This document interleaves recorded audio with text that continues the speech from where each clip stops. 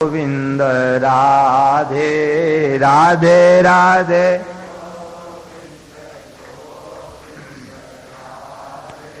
राधे राधे गोविंद गोविंद राधे राधे राधे गोविंद।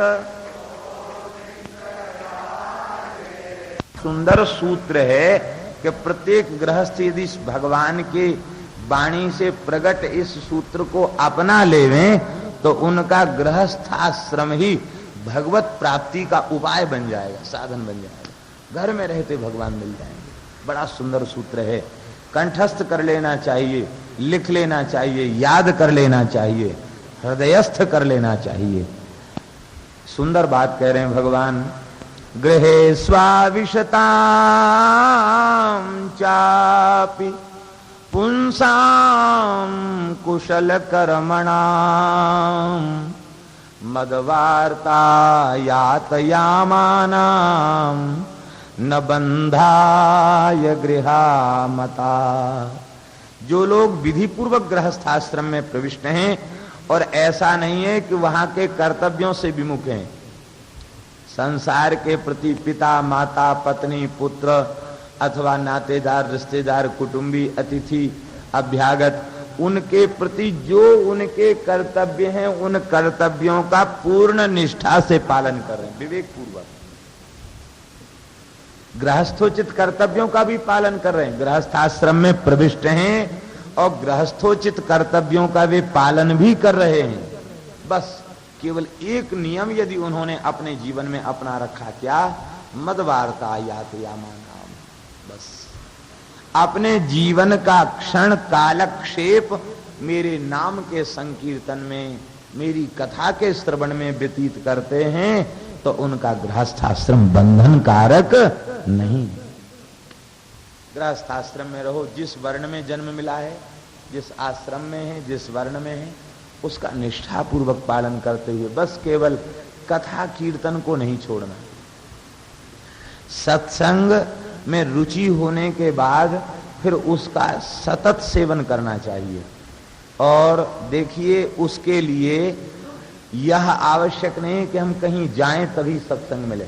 अपने घर में, जहां घर में ठाकुर जी विराजमान है, तो ठाकुर जी के पास बैठ करके भगवान नाम संकीर्तन करना, ये भी सत्संग है। सत का संग, सत भगवान का नाम है, कीर्तन करना सत्संग है। गुरु मंत्र का जप करना सत्संग है। नाम का चलते फिरते जप करना, ये निरंतर का सत्संग है।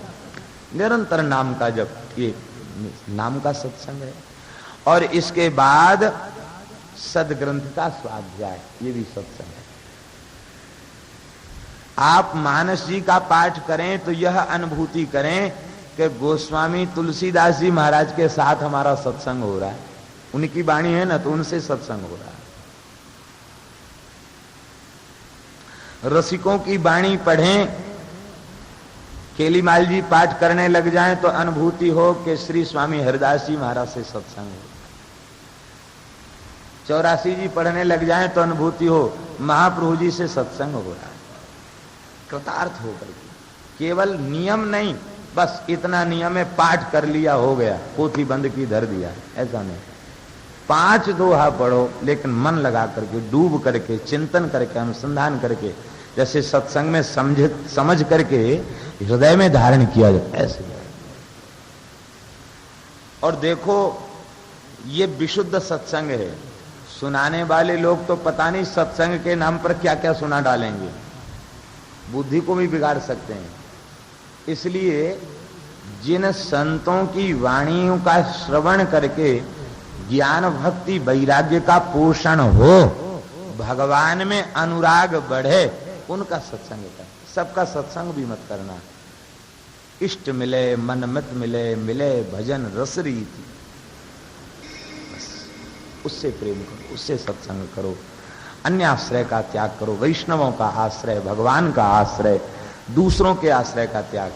ऐसे संत उपलब्ध हो तभी सत्संग करो, और अन्यथा ग्रंथ का स्वाध्याय, नाम का जप। घर में लोग पढ़े लिखे आजकल बहुत हैं।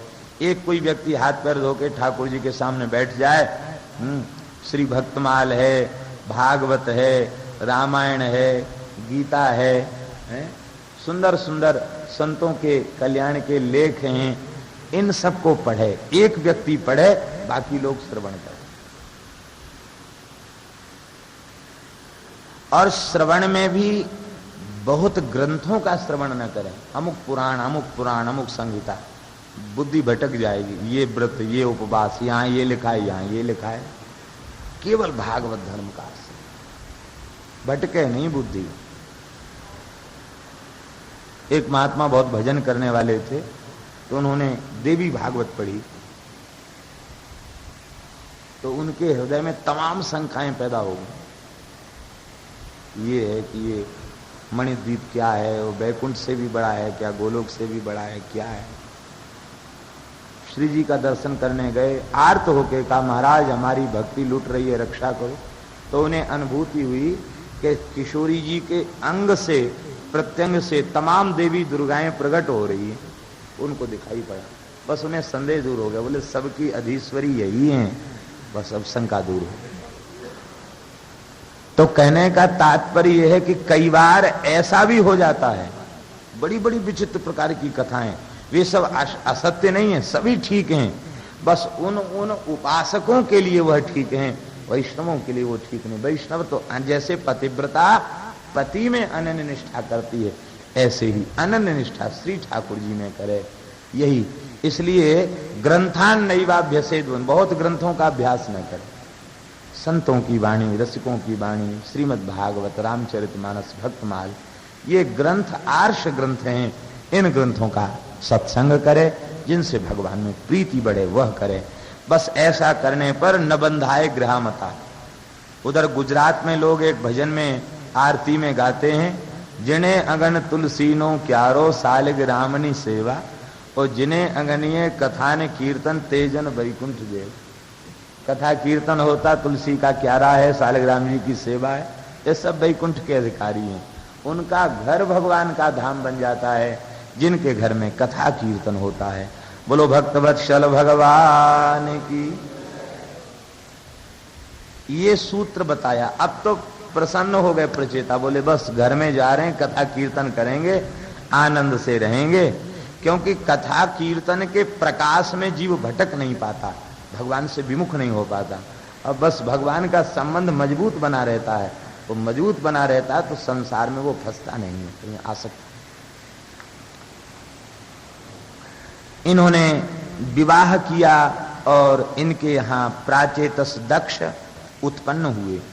अंत में आपको दक्ष की उत्पत्ति के बाद आप सब कुछ त्याग करके जंगल में चले गए, देवर्षि नारद जी की शरण में आए। देखो, जो निवृत्ति के लिए प्रवृत्ति को स्वीकार करता है, वो प्रवृत्ति में फंसा नहीं रहता, प्रवृत्ति से फिर निवृत्ति की ओर चला। लेकिन जिनके जीवन का लक्ष्य निवृत्ति ना होकर प्रवृत्ति ही है, वे प्रवृत्ति से कभी छूट नहीं पाते और उसमें और फंसते हुए चले जाते। प्रवृत्ति माने केवल गृहस्थाश्रम नहीं, प्रवृत्ति माने लोक व्यवहार, ये भी प्रवृत्ति है। फंसते से फंसते चले, जिसको छूटना वो फंसेगा ही क्यों, वो धीरे धीरे मुक्त होने की चेष्टा करेगा, प्रयत्न करेगा। नारद जी ने बड़ा सुंदर उपदेश दिया, जो भागवत धर्म का सार है। नारद उवाच तज्जन्म तानि कर्माणि तदायुष तन्मनो वचः नृणाम ये नेह विश्वात्मा सेव्यते भगवान सेव्यते हरिरीश्वरः। वही जन्म श्रेष्ठ है, वही कर्म, वही आयु, वही मन, वही वाणी श्रेष्ठ है, सफल है, सार्थक है, जिसके द्वारा भगवान का सेवन किया जाए। भगवान का सेवन नहीं होता तो सब कुछ व्यर्थ है। किसी का जन्म उत्तम कुल में हुआ, वेदत्रयी का स्वाध्याय किया, बड़े बड़े यज्ञ किए, देवताओं के समान आयु प्राप्त कर ली, बहुत बड़ा ज्ञान है, बहुत बड़ी तपस्या है और बड़ा सुंदर वाणी का व्यवहार जानता है, सुंदर उसके पास प्रवचन की कला है, बड़ी बुद्धि है, निपुणता है, चतुराई है, इंद्रियों में बल है, योग है और सांख्य है, सन्यास भी उसके पास है, स्वाध्याय भी उसके पास है, सारे श्रेयप्रद साधन उसके पास हैं, लेकिन श्री कृष्ण की प्रीति नहीं है तो सब व्यर्थ है। ये है भागवत धर्म का सार, सब बेकार है।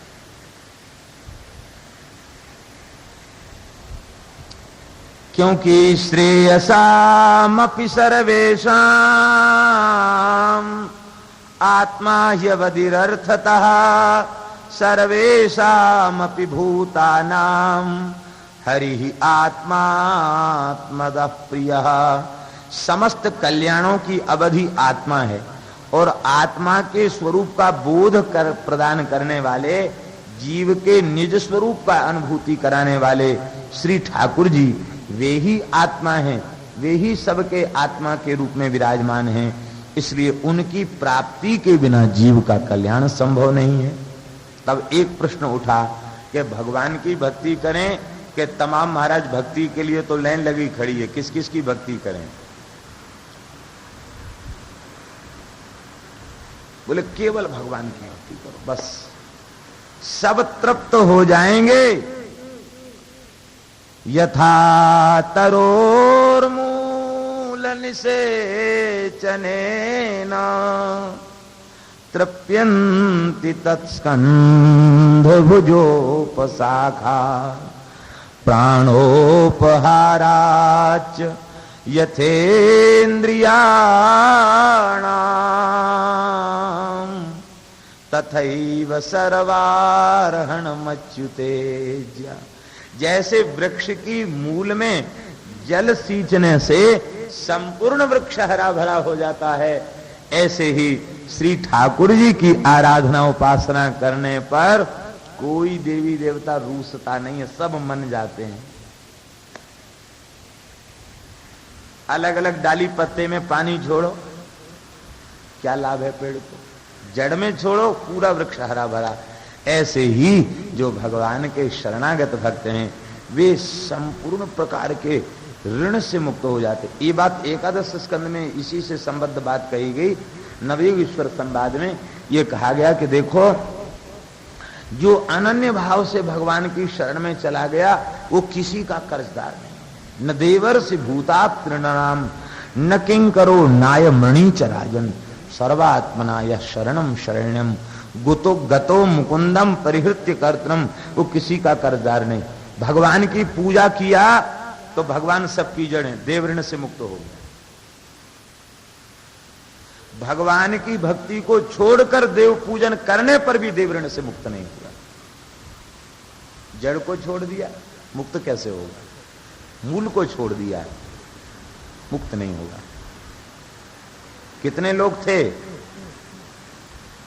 बड़े बड़े यज्ञ करने वाले, 100 अश्वमेध यज्ञ करने वाले, भगवान में परत तो नहीं था, अजगर बन गए, गिरगिट बन गए।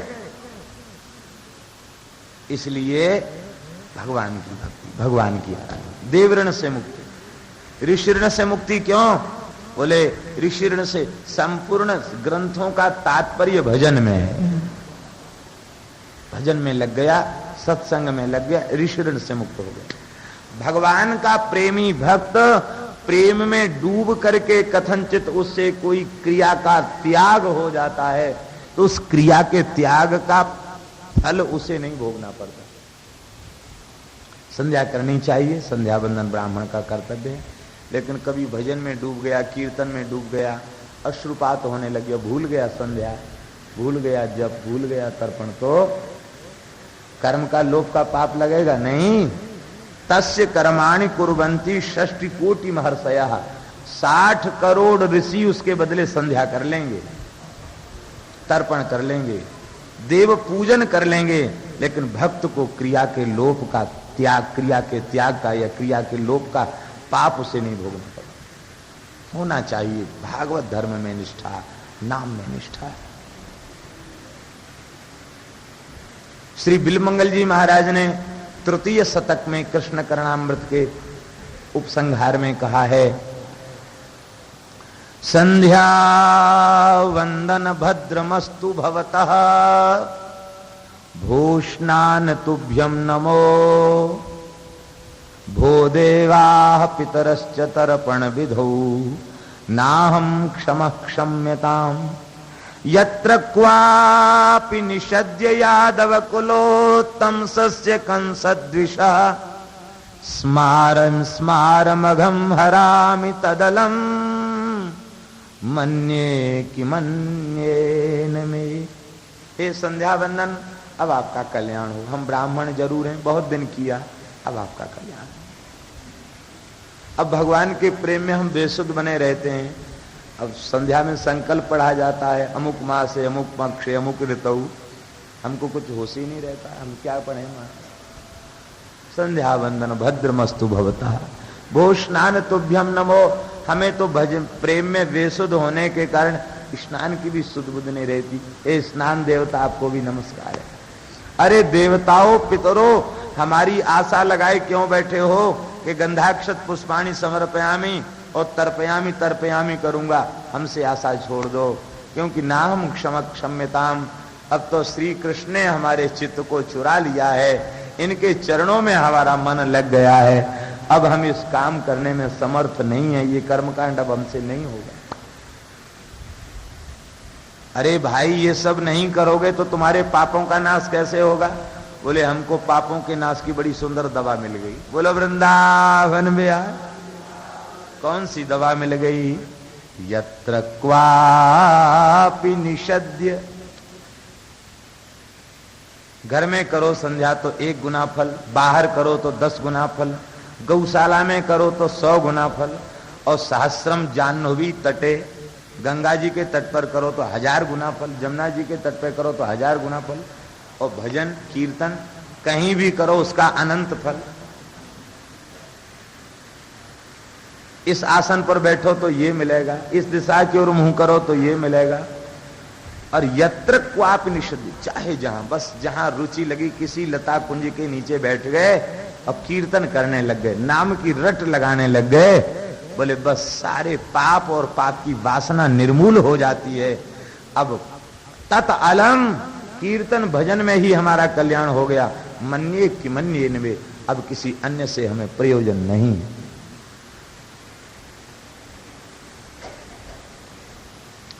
लेकिन एक सावधानी रहे, जब तक इस प्रकार की रति और प्रीति न हो तब तक वैदिक कर्म का त्याग नहीं करना चाहिए। कर्म का भी त्याग कर दें और भजन भी नहीं बने, ये काम ठीक नहीं। इसलिए त्याग अपनी ओर से नहीं, इतनी प्रीति हो जाए ठाकुर जी में, छूट जाए सब। विधि निषेध का त्याग नहीं, क्या विधि और क्या निषेध, ये प्रेम में निमज्जित होने के बाद पता ही न चले। प्रेम की विधि एक विधि रह जाए, बाकी सब निषेध हो जाए। ये स्थिति जब तक ना आ जाए, उसके पहले त्यागने का दोष भी है, ठीक नहीं। इसलिए भगवान की आराधना उपासना अनन्य चित्त से, अनन्य भाव से, अनन्य निष्ठा से भगवान की आराधना उपासना करने वाले, वे सब प्रकार के बंधनों से मुक्त हो जाते हैं। श्री वृंदावन बिहारी लाल की राधे। एक बार क्या हुआ कि एक महात्मा एक वृक्ष के नीचे शौच के लिए बैठ गए। ये बात है मथुरा की। वृक्ष के नीचे शौच के लिए बैठ गए तो वृक्ष बोला, ए महात्मा, यहां शौच मत करो, यहां से उठ जाओ। कान पर जनेऊ चढ़ा चुके थे। बोले क्यों?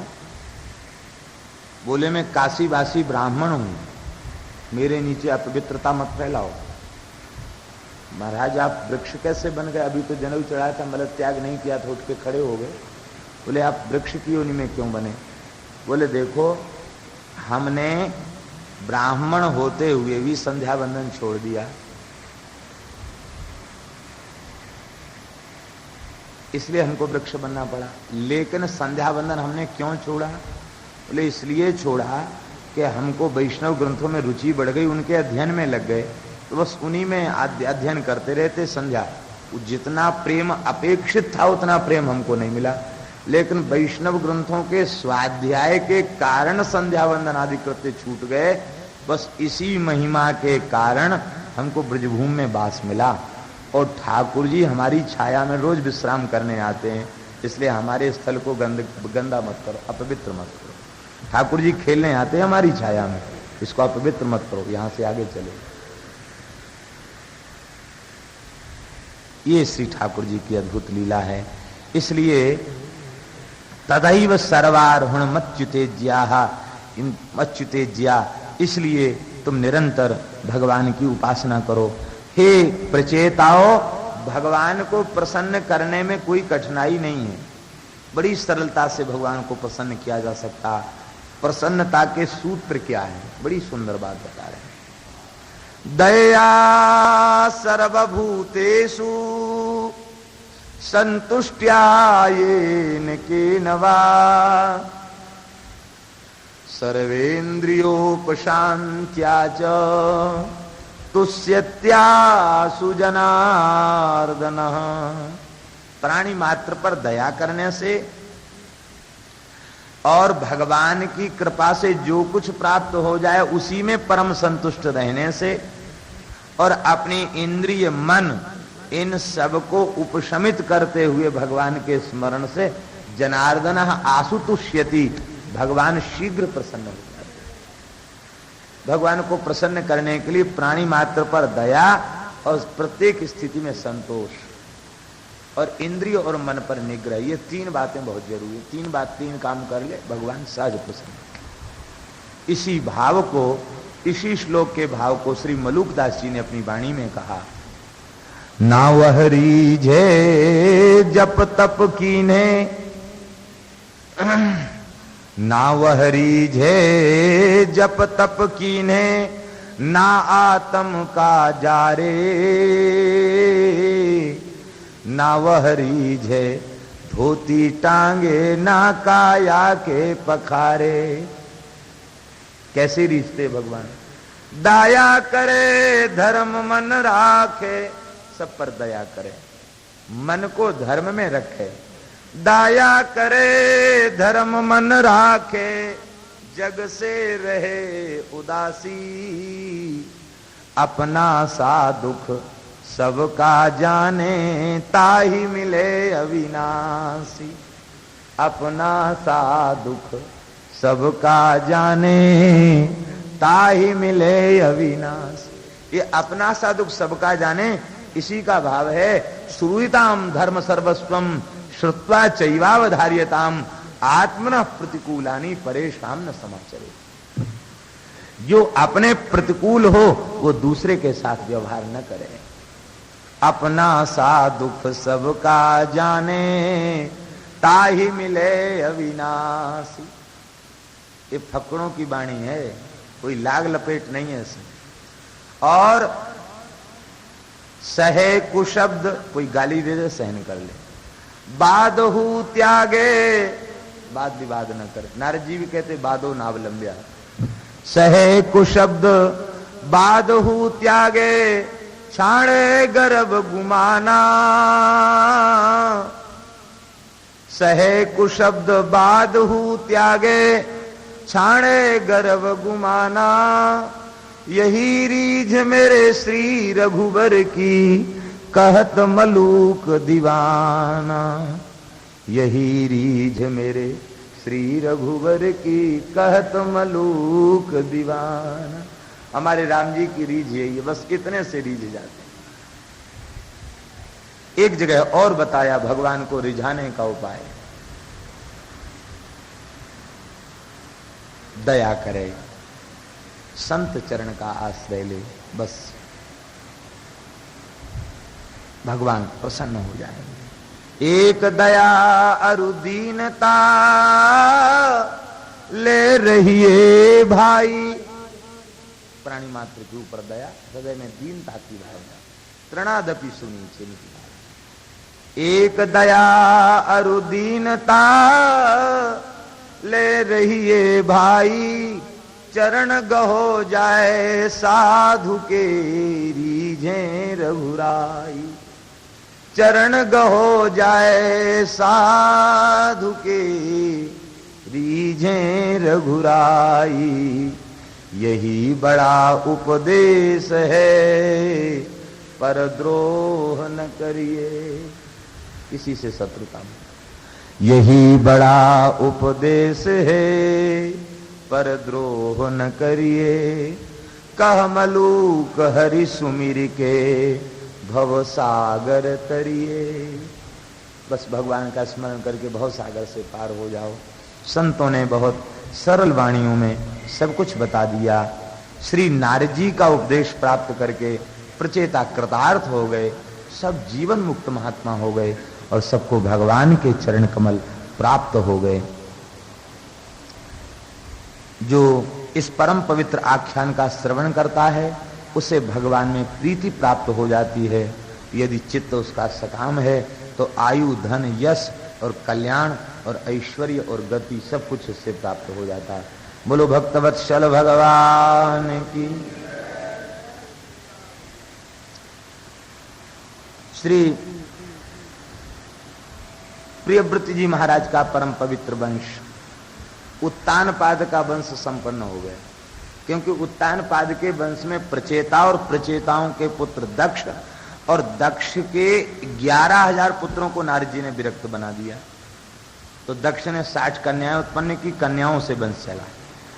तो अब मनुवंश की परंपरा लुप्त हो रही थी, पुत्र परंपरा, इसलिए ब्रह्मा जी को व्याकुलता भई और श्री प्रियव्रत जी महाराज विरक्त संस्कार ग्रहण करना चाहते थे।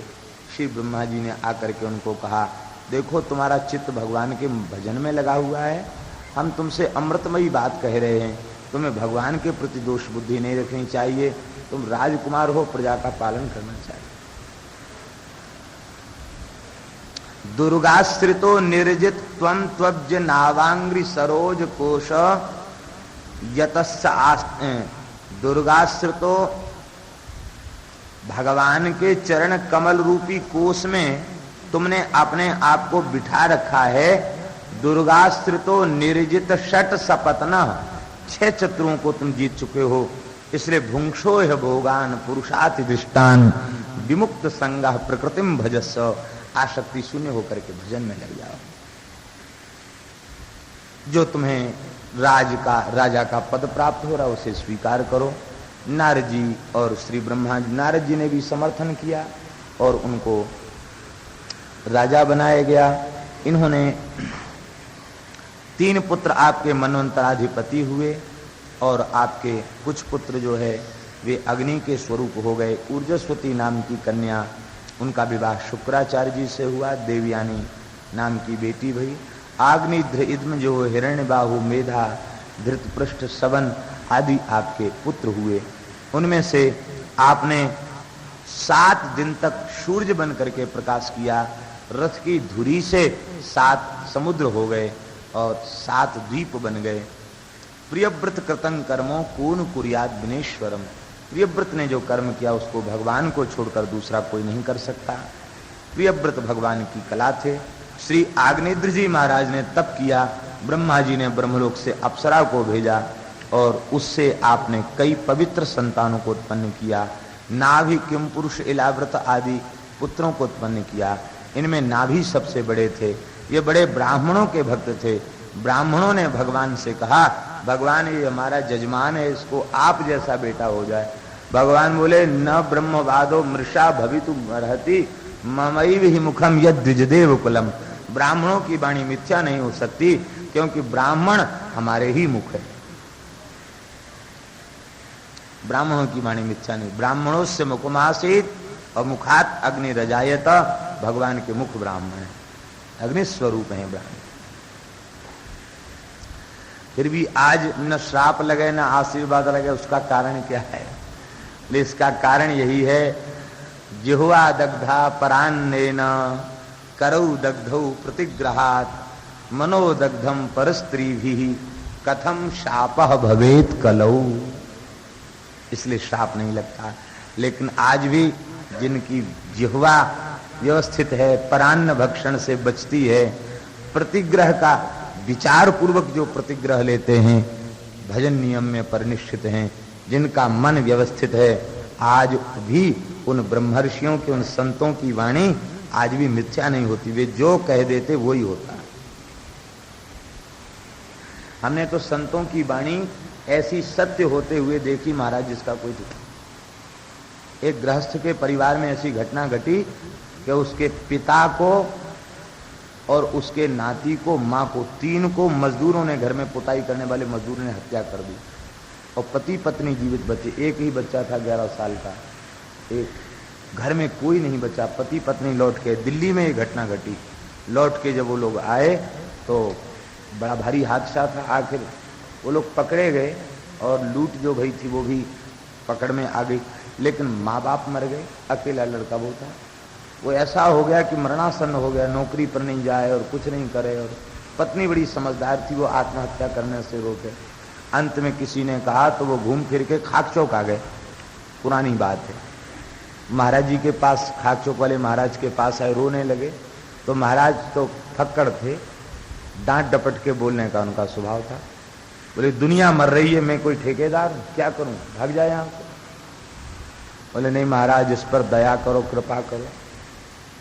महाराज हम जीना नहीं चाहते। तो महाराज बोले आत्महत्या करने से क्या मिलेगा, तुम्हारा ही घाटा होगा, किसी का कुछ बिगड़, हमारा क्या बिगड़ जाएगा, तुम मर जाओगे तो हमारा तो कुछ बिगड़ेगा नहीं। महाराज हम किसके लिए जिए हो, किसके लिए कमाएं, हमारे माँ बाप भी नहीं है, हमारे कोई लड़का भी नहीं है। तो महाराज बोले लड़का हो जाएगा।